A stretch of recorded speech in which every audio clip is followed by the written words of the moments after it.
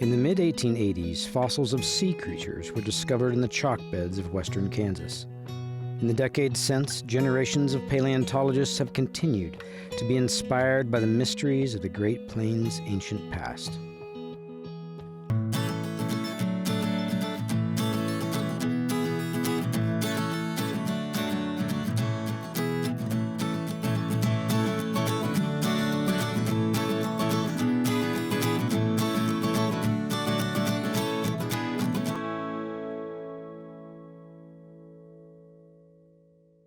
Northwest Kansas and the western third of the state is rich with the fossils of the Cretaceous age, the geological age that's in the chalk rock or the yellow rock that's very prominent in the high plains. That was at one time a shallow sea, so these ancient creatures have sunk to the bottom and were immediately covered over so they weren't exposed out, so they were able to fossilize.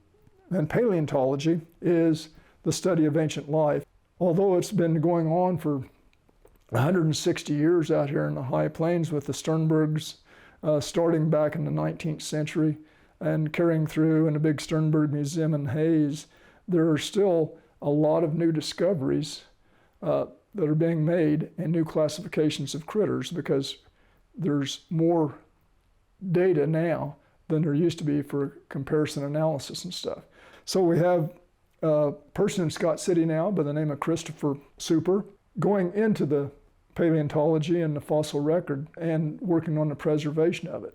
Yeah, so my name is Christopher Super. We're here at the Quartelejo Museum. This is in Scott City, way out in western Kansas here. The room we're standing in here is our western Kansas fossil lab. In the center of our lab here, you see we've got this giant slab of rock. Within this slab of rock are the bones of a really cool fossil animal called an elasmosaur. This was an animal that I discovered on my birthday back in March of 2021. And since then, we've gone through the process of excavating, collecting, removing the bones, and now we're here in the lab preparing the fossil.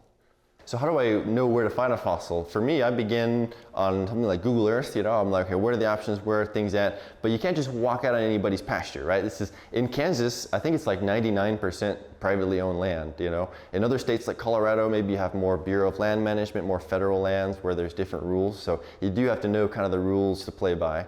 And in this case, it involves getting the permission of the people who own the land. In this case, we had some really great landowners we were working with. They were really open to this whole process here. So I was kind of going up this gray, chalky valley and not finding a lot that day. It was kind of, sometimes you'll step out of the car, you find a fossil right away. Other times you'll walk for hours and hours, not having a lot of luck. It was one of those days. Coming to the top of a hill, I was looking across, I saw some chunks on the surface there. I said, hey, okay, these look like interesting chunks. Got a little bit closer, started using my detail eyes, right? And saw that, hey, well, these aren't just any kind of chunks, these are pieces of bone. I saw a vertebra, part of the spine, that was slightly sort of figure 8 shaped. There were a few other characteristics that helped me identify kind of what group of animals I was looking at here. Then I started kind of scratching into the hill a little bit. Those 1 or 2 bones on the surface became 6, 7, 8, 10, 12 bones. And then at that point we had a whole excavation going. There were a series of vertebrae that were articulated, meaning they're still kind of together in sequence. I followed that sequence of vertebrae back for about 6 feet or so. On either side of those vertebrae there were big paddle bones, something like like a humerus or a femur. Some of the ribs were nearly 1 meter long, which starts to suggest that the size of the animal we're dealing with here. Once we figured out where most of the bone layer was, the trick of collecting it without destroying it was the idea. So this is how we collect a fossil in some cases. This is just burlap, which you might see for a potato sack or that kind of thing. I run it through plaster of Paris, and I usually put a separator over the bone. You don't want to put the plaster directly onto the bone, so something like paper towels or aluminum foil to create a layer of separation works pretty good. Then if you look at our slab here, you'll see a series of sort of layers build up like layers of a tree maybe. And the idea here is just to prevent any sort of moving or cracking of the bones. If you try to pick them up, they would just crumble into a million tiny fragments, right? So the whole plaster jacketing process was next. Then we sort of undercut this giant slab and had about 10 4-H'ers help us flip it over. And then we were able to kind of back it out of that valley and bring it to the museum here, where we're now doing the preparation phase. Yeah, that involves using a variety of tools. Things like this air scribe is one of the tools we use. This is basically like a vibrating steel pencil. It's powered by compressed air, and this tool works really good. This large one is best for moving bulk material when you're farthest away from the bones. As we get closer and closer to the bones, we switch to smaller and smaller tools. The very last bit I'll actually do under magnification, under a microscope, just to really get that last little bit. We'll maybe use things like air abrasives to kind of further clean the surface. And so it's just a variety of very patient, sort of detail-oriented work for hours and hours and days. And it's not something you want to rush. You know, these are very rare animals. This is a very important data point in the story of our Western Kansas fossil heritage, you know, and so you don't want to ruin it or make any mistakes. So like I said, the animal we're working on here is called an elasmosaur. You might know them as the Loch Ness Monster, right? They're a reptile, a marine reptile, meaning they lived in the oceans, but they're famous for that unusual long neck. This really connects to some of the earliest paleo stories in Kansas. We have up in Fort Wallace in the 1860s, there was an army doctor up there who found a similar specimen. That kind of set off the investigations into what these animals are, how they work, all that kind of stuff.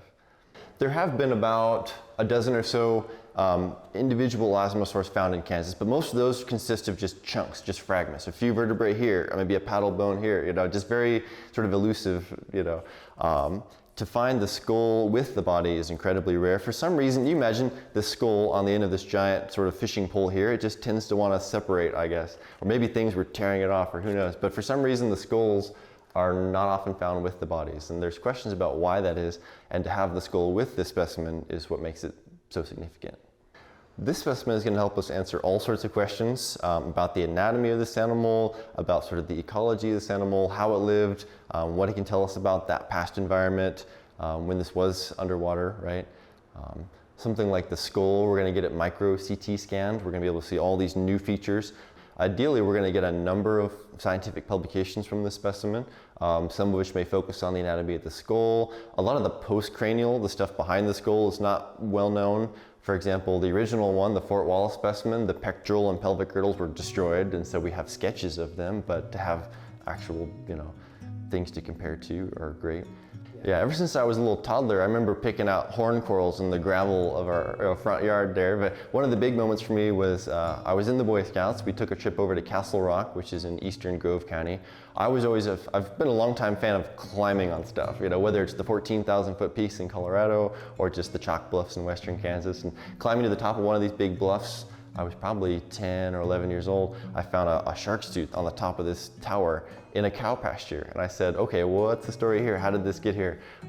That led me to Oceans of Kansas, that book by Mike Everhart, which I just tore through that book. And at that point I was hooked, you know. My name is Mike Everhart. I'm an adjunct curator of paleontology at the Sternberg Museum of Natural History in Hays, Kansas. I've been interested in paleontology since the 5th grade. I had a teacher that introduced me to rocks. She was a rock collector, but she also showed me fossils too. And then I came across a book by Roy Chaplin Andrews, who was a famous paleontologist years ago in the teens. And he had 2 chapters in the book about Kansas fossils in the oceans of Kansas. And that got me hooked on the idea that here we were in the middle of North America, and this was once an ocean for millions of years. So when I got into college, I got an opportunity to go to western Kansas and collect shark's teeth for the first time in Ellis County, and things just kind of grew from that. I collected my first mosasaur, 50 years ago, and been doing it ever since. You know, as a hobby to begin with, and then when I retired from Boeing, my wife and I picked it up almost full time. We were out there three weekends a month, that sort of thing. So collecting, donating fossils, writing papers, and eventually writing the Oceans of Kansas books, 1st and 2nd edition. The first fossils from Kansas were actually discovered in the 1860s and 1870s. And part of that was the Western movement. In late 1860s, a railroad was built would have been from Kansas City all the way to Denver. In order to do that, there were 3 forts that were in place across the state.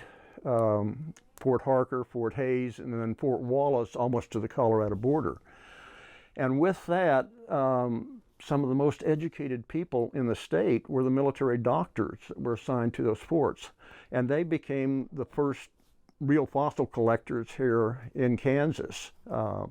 Dr. Sternberg, who was the uncle of Charlie Sternberg and great uncle of George Sternberg, was a military doctor out of Fort Harker, and he collected the type specimen of the big fish we call the Zaphactinus. And then farther west at Fort Wallace, Dr. Theophilus Turner discovered the first known elasmosaur, Elasmosaurus platyurus, in the late 1868, I believe. But that's also the largest fossil collected in the world at that particular time. And that kind of sparked a fossil rush to Kansas. Dr. Turner's elasmosaur went to Edward Cope, a paleontologist in Philadelphia. But the first leading paleontologist to make his way to Kansas was Cope's rival, O.C. Marsh. Cope and Marsh were the prominent paleontologists in the 1870s and 80s. Marsh came out here with a group of students, graduate students from Yale College in 1870, and collected mosasaurs and all kinds of other fossils from the chalk. He discovered the wing bones of the first pteranodon and figured out how big it was and everything, and it really got him excited about Kansas. Cope actually hired people to collect for him in Kansas. From then on, you know, Kansas was exporting lots and lots, literally thousands of specimens. Cope and Marsh both were looking for the biggest and the baddest of everything, and particularly things with teeth or giant size, the largest dinosaurs or the most, you know, whatever. So big was better. And that allowed them or caused them to overlook a lot of fossils here in Kansas. And the other thing was going on with Marsh. He ended up being terribly interested in birds and pterosaurs, pteranodon from Kansas. He wasn't interested in fishes. And he had literally told his collectors to leave those for Sternberg.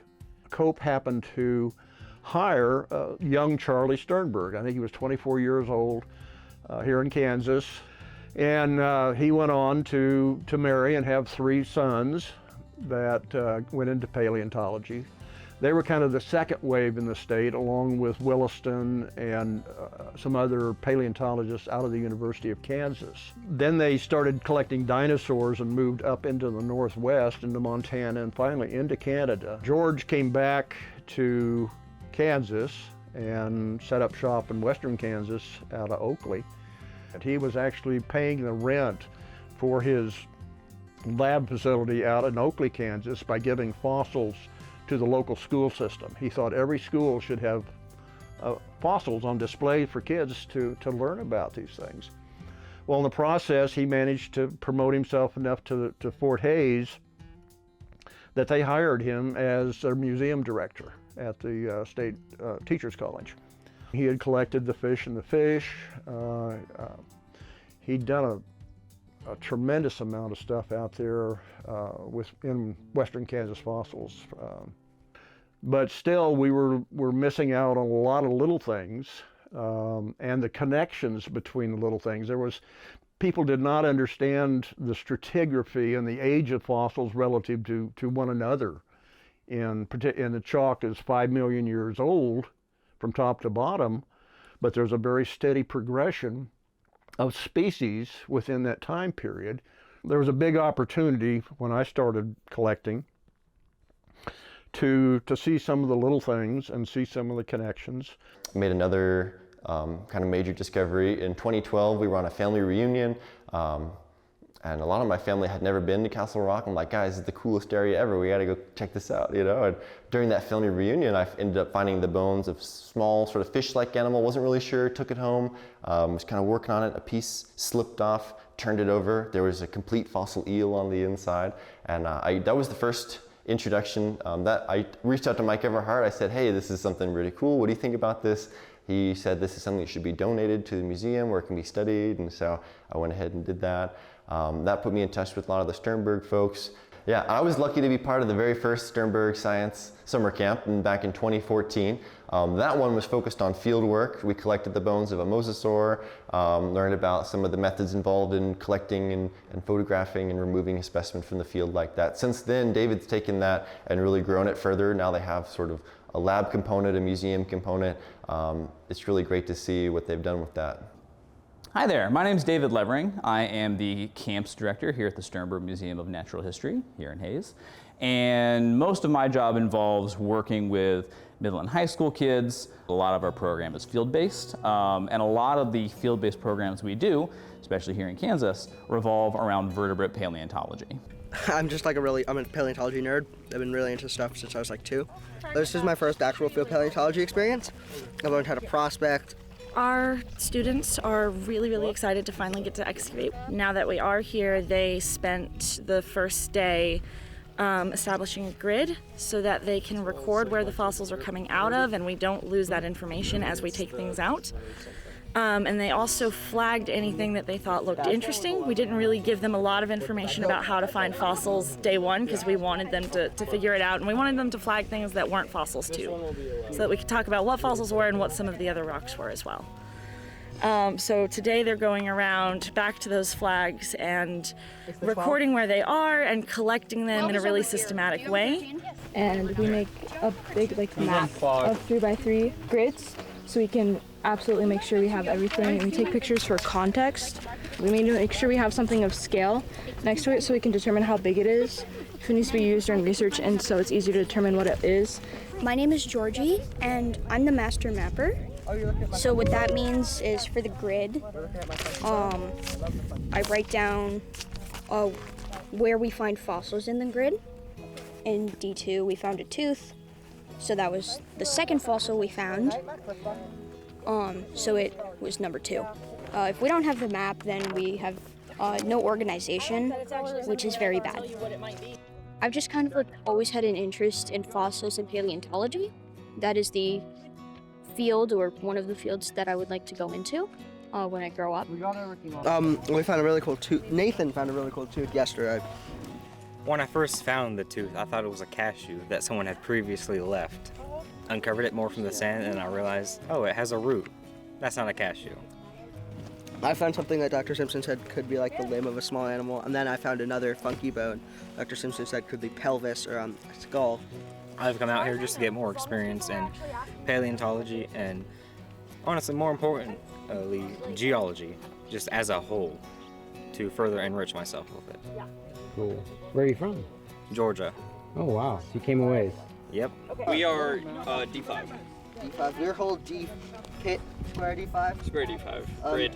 Grid D5, yes. So we're taking the photo to mark where it was on our big map. It's a tiny little piece. No, but I would like Found this one yesterday.